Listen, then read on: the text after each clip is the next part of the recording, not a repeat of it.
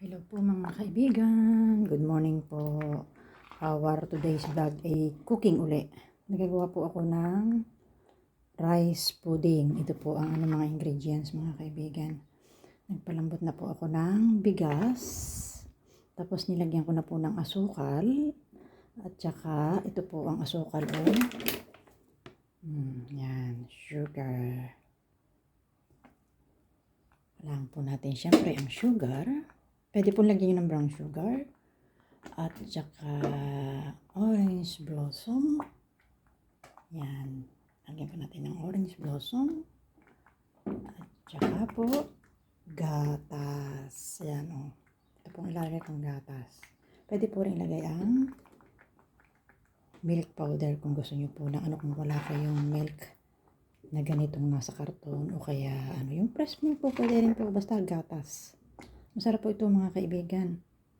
Pwede po itong pang breakfast or dessert mga kaibigan. Kaya try nyo po.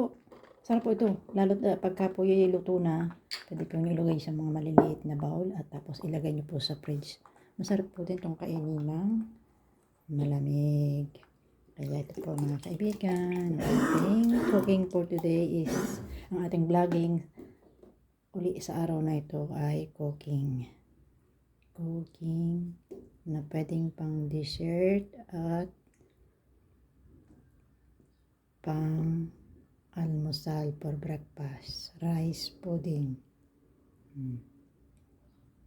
Ito po ang ating vlogging ngayong araw na ito.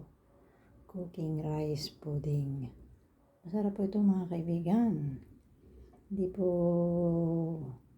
kayo talaga lalo na mga bata at saka ito ay magugustuhan. Paborito ko po ito at saka ng asawa ko. Kaya try nyo lang po mga kaibigan.